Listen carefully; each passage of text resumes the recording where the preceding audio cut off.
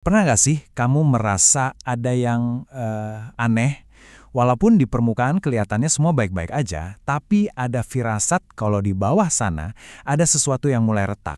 Nah, hari ini kita bakal coba baca tanda-tanda itu bareng-bareng buat ngerti apa sih yang mungkin nungguin kita di tahun 2026. Analogi ini, wah pas banget sih buat gambarin kondisi sekarang. Coba deh bayangin, dari jauh semua kelihatan normal kan? Orang-orang belanja, ekonomi kayaknya jalan. Tapi di bawah kaki kita bisa ngerasain getarannya. Kita mungkin belum jatuh, tapi retakannya itu makin kelihatan jelas. Nah, ini dia pertanyaan kuncinya. Pembahasan kita kali ini tujuannya bukan buat nakut-nakutin, sama sekali bukan. Justru sebaliknya. Ini tentang gimana caranya jadi orang yang lebih siap, yang bisa baca tanda-tanda jauh sebelum badainya benar-benar datang. Oke, pertama-tama mari kita bedah ilusi permukaan tenang ini. Apa sih yang kita lihat sehari-hari, dan apa aja retakan-retakan tersembunyi yang seringkali kita nggak sadari. Oke, di slide ini kita lihat ada dua realitas yang kontras banget.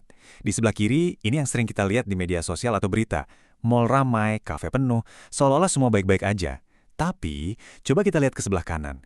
Ini adalah realitas yang tersembunyi, yang dialami banyak keluarga. Mungkin ini cerita seorang ojol yang bingung gimana caranya beliin baju baru buat anaknya, atau seorang ibu yang tiap malam cemas lihat saldo tabungannya makin tipis. Tekanan ini nyata, teman-teman, meskipun nggak selalu kelihatan di permukaan. Dan angka ini, wow, angka ini mengkonfirmasi tekanan tadi, minus 54%. Ini bukan sekedar statistik loh, ini artinya lebih dari separuh bantalan finansial, jaring pengaman buat masa darurat, itu udah lenyap buat sebagian besar dari kita. Bayangin deh, kalau nggak ada jaring pengaman, guncangan sekecil apapun bisa jadi bencana.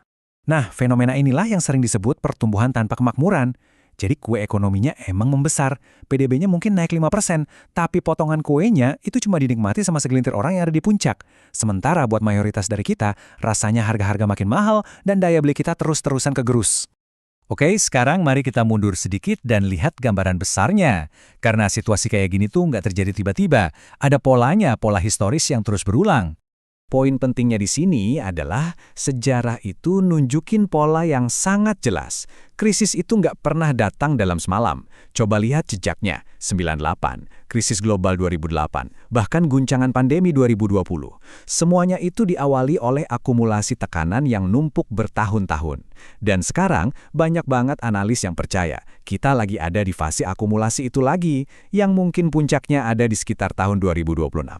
Jadi kenapa sih 2026 yang jadi sorotan? Kenapa semua orang kayaknya ngomongin tahun ini? Nah, ayo kita urai satu persatu tekanan-tekanan yang seolah-olah akan bertemu di satu titik waktu. Jadi tahun 2026 ini jadi fokus karena kayak jadi titik pertemuan berbagai tekanan. Dari luar kita lihat ada ketegangan geopolitik yang bisa bikin harga energi naik. Dari dalam ini langsung menekan subsidi BBM kita. Di saat yang sama, cari kerjaan formal yang aman dan stabil rasanya makin susah. Semua faktor ini saling terkait, saling mendorong dan berpotensi menciptakan badai yang sempurna. Nah, untuk memahami gimana para investor global melihat resiko ini, kita bisa pakai salah satu aset tertua di dunia, emas. Ada satu konsep sederhana yang namanya teori tiga kaki meja emas yang bisa bantu kita ngerti cara pikir mereka. Dan ini nih yang menarik, kaki nomor satu yaitu ketakutan sekarang ini lagi kuat-kuatnya. Bedanya sama krisis 2008, negara yang dulu dianggap sebagai penyelamat, yaitu Amerika Serikat, sekarang justru dianggap sebagai sumber masalah karena utangnya yang luar biasa besar. Jadi nggak ada lagi sosok pahlawan yang bisa diandalkan dunia.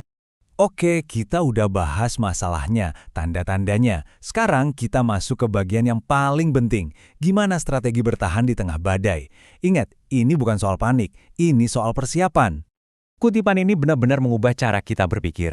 Ini bukan tentang mencari satu aset ajaib, satu peluru parak yang bisa menyelamatkan kita.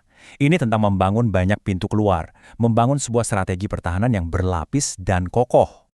Oke, mari kita bedah satu-satu alat pertahanan kita.